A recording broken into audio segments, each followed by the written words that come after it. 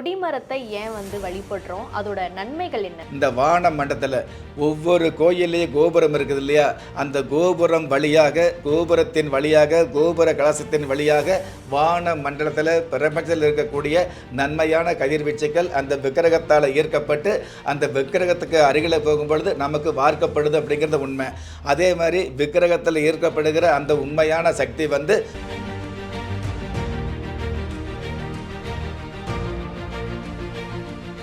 ராஜயோகம் டிவி நேயர்கள் அனைவருக்கும் வணக்கம். நிகழ்ச்சியில் இணையிறது நான் சுகன்யா. நம்ம ராஜயோகம் டிவியில் தினம் தினம் ஒரு ஆன்மீக தகவலை பார்த்துட்டு வரோம். அந்த வகையில் இன்னைக்கு ஆன்மீக தகவலை சொல்ல ராஜயோகம் டாக்டர் கே ராம் சார் நம்ம கூட இருக்காங்க. அவரை வெல்கம் பண்ணிடலாம். வணக்கம் சார். வணக்கம் சார். இன்னைக்கு ஒரு ஆன்மீக தகவலில் எனக்கு ஒரு கேள்வி சார். கொடிமரத்தை ஏன் வழிபடுறோம்? அதோட நன்மைகள் என்ன சார்? பொதுவாகவே கோயிலுக்கு போனோம் அப்படின்னா எந்த ஒரு கோயிலாக இருந்தாலும் மூலவரை வழிபாடு வச்சுக்கிறோம், அல்லது மூலவருக்கு சுற்றி இருக்கக்கூடிய அதாவது ஒரு கோயில் இருக்கக்கூடிய ஆகம விதிப்படி இருக்கக்கூடிய மற்ற தெய்வங்களையும் நம்ம வழிபாடு வச்சுக்கிறோம். இந்த மாதிரி வழிபாடு வைக்கும் பொழுது அந்த கோயிலுடைய கொடி மரத்தை எதனால் வழிபாடு வச்சுக்கிறோம் அப்படின்னு எடுத்துக்கிட்டோம் அப்படின்னா, மூலவர் முக்கியமாக கொடிமரம் முக்கியமாங்கிற ஒரு கேள்வி நிறைய பேருக்கு இருந்துகிட்டு இருக்குது.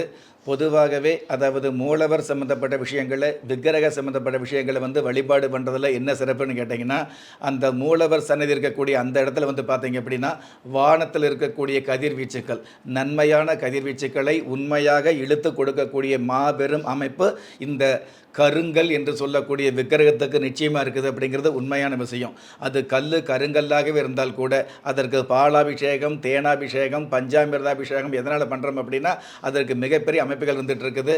சாதாரணமாக நம்ம அலுமினியத்தில் சாப்பிட்றோம், அல்லது பித்தளையில் சாப்பிட்றோம், அல்லது வெள்ளித்தட்டில் சாப்பிட்றோம், அல்லது தங்கத்தட்டில் சாப்பிட்றோம். இதுவெல்லாம் ஒவ்வொரு விதமான நல்லது அப்படிங்கிற விஷயத்தை விஞ்ஞானம் சொல்லிக்கிட்டு இருந்தால் கூட இந்த கருங்கல்லில் பாலோ தேனோ பட்டு அந்த தேனை பாலை வருவியத்தில் சாப்பிடும் பொழுது உங்களுடைய வயிற்று உபாதைகள் எதுவாக இருந்தாலும் அதில் நிவர்த்தி கிடைக்குது. அப்படிங்கிறத விட வாழ்நாளில் வயிற்று உபாதைகள் வாராமல் தற்காத்து கொள்ளக்கூடிய அமைப்பு மிகப்பெரிய சிறப்பாக இருக்குது. அப்படிங்கிறது மறுக்க முடியாத உண்மையாக இருந்துட்டு இருக்குது ஒன்று. ஆனால் இந்த காலத்தில் நிறைய கோயில் சம்மந்தப்பட்ட விஷயங்களில், சன்னிதான சம்மந்தப்பட்ட விஷயங்களில் கருங்கல் அப்படிங்கிற அமைப்பில் விக்கிரகங்கள் சிலை செய்யாமல் மாவுக்கள் சம்மந்தப்பட்ட விஷயங்களை பயன்படுத்துகிறாங்க. அப்படிங்கிறது கொஞ்சம் வருத்தப்பட வேண்டிய உண்மையாக இருந்துட்டு இருக்குது.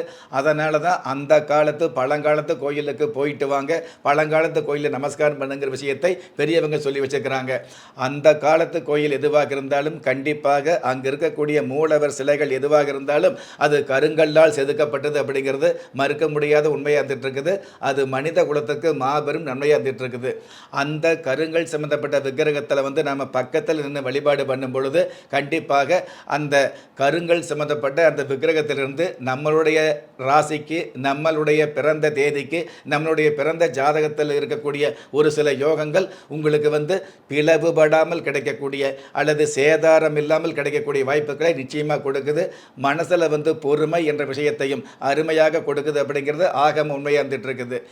எல்லோருமே கூட்டம் கூட்டமாக கோயிலுக்கு போய் மூலவர் சன்னதிக்கு பக்கத்தில் அந்த விக்கிரகத்தை பார்த்து வழிபாட பண்ண முடியாத சூழல் இருந்துன்னு வைங்களே, கண்டிப்பாக அந்த மாதிரி உள்ளவங்க அந்த மூலவருடைய சன்னதிக்கு இணையாக சக்தி வாய்ந்த கொடிமரத்தை வழிபாடு வச்சுக்கலாம். எதனால் கொடிமரத்துக்கு அவ்வளோ சக்தி அப்படின்னு கேட்டிங்கன்னா, இந்த வான மண்டலத்தில் ஒவ்வொரு கோயிலையும் கோபுரம் இருக்குது இல்லையா, அந்த கோபுரம் வழியாக, கோபுரத்தின் வழியாக, கோபுர கலசத்தின் வழியாக வான மண்டலத்தில் பிரபஞ்சத்தில் இருக்கக்கூடிய நன்மையான கதிர்வீச்சுக்கள் அந்த விக்கிரகத்தால் ஈர்க்கப்பட்டு அந்த விக்கிரகத்துக்கு அருகில் போகும்பொழுது நமக்கு வார்க்கப்படுது அப்படிங்கிறது உண்மை.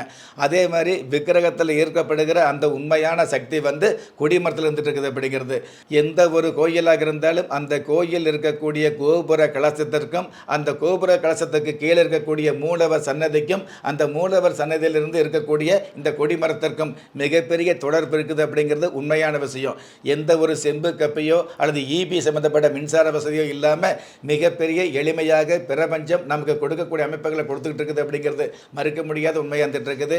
இன்றைக்கி கால நேரம் 10 அப்படிங்கிறதுக்காக ஜனத்தொகை அப்படிங்கிற பெருக்கம் அதிகமாக இருக்கிறதுனால, எல்லோருமே ஏதோ ஒன்று வேணும் அப்படிங்கிற ஆசை அதிகமாக இருக்கிறதுனால, எல்லோருமே அதிகபட்சமாக கோயிலுக்கு போகிறதுனால ஒரே நேரத்தில் மூலவர் அந்த மாதிரி வழிபாடு பண்ண முடியாத அமைப்பு இருக்குது. அப்படிங்கிறது யதார்த்தமாக இருக்கிறதுனால நீங்கள் மூலவர்கிட்ட போக முடியாமல், மூலவர் சன்னதி போக முடியாமல் இருந்தால் கூட கொடிமரத்துக்கிட்ட நின்று நின்று கொடிமரத்தில் விழுந்து வழிபாடு வச்சுக்கிட்டாலே கண்டிப்பாக உங்களுக்கு கிடைக்க வேண்டிய அனுகிரக ஆசீர்வாதம் நிச்சயமாக கிடைக்கும் அப்படிங்கிற விஷயத்தை ஆகம சாஸ்திரம் சொல்லி வச்சுருக்குது.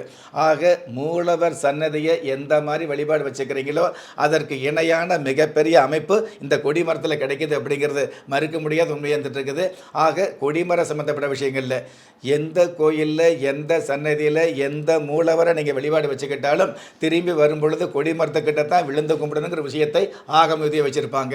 ஏன் அந்த கொடிமரத்தில் நீங்கள் விழுந்து உங்களுடைய நெத்தியோ அல்லது நெஞ்சோ அல்லது முட்டியோ நீங்கள் பணிஞ்சு பூமியில் பட்டு நீங்கள் விழுந்து கும்பிட்டீங்க அப்படின்னா இந்த உலகத்தில் எந்த மாதிரி நீங்கள் ஒளிஞ்சிருந்தால் கூட எழுந்து நிற்கக்கூடிய மிகப்பெரிய ஒரு மாட்சிமைகளை மிகப்பெரிய அமைப்புகளை இந்த கொடிமரத்தை வழிபாடு நிச்சயமாக கொடுக்குது அப்படிங்கிறது உண்மை.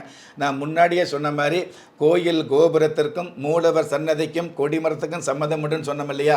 அதில் இன்னொரு விஷயம், இந்த கோபுர வழிபாடு அப்படிங்கிறது இந்த மூலவர் சன்னதியை கொடிமரத்தை வழிபாடு வச்சுக்கிட்டாலும் கோயிலிருந்து வெளியில் வரும்பொழுது அந்த கோபுரத்தை பார்த்து நீங்கள் நமஸ்காரம் வச்சுக்கிறது மிக மிக அமைப்பாக இருந்துகிட்டு இருக்கோம். இந்த அமைப்பு சம்மந்தப்பட்ட சிறப்பு சம்மந்தப்பட்ட விஷயங்களை நிறைய சொல்லிட்டு போயிட்டு இருக்கலாம். பொதுவாகவே ஆலய தரிசனம் பாவ விமோசனம் கோபுர தரிசனம் கோடி புண்ணியம் அப்படிங்கிற ஆகம பழமொழி இருந்துட்டு இருக்குது. ஆக இந்த கோபுரத்தை பார்த்து வழிபாடு வச்சுக்கிட்டாலும் உங்களுக்கு மிகப்பெரிய நன்மைகள் இருக்குது அப்படிங்கிறத உண்மையாகவே தெரிஞ்சுக்க முடியும். எல்லோருக்குமே வேலை பளு அதிகமாக இருந்துட்டு இருக்கிறதுனால எல்லோருக்குமே பார்த்திங்கன்னா நேரமின்மை அப்படிங்கிறது அதிகமாக இருந்துட்டு இருக்கிறதுனால கண்டிப்பாக கோயிலுக்குள்ளே போய் சாமி கும்பிட முடியாத நிறைய பேர் கோயிலுக்கு வெளியில் வாகனத்தில் இருந்துகிட்டு இருக்குது.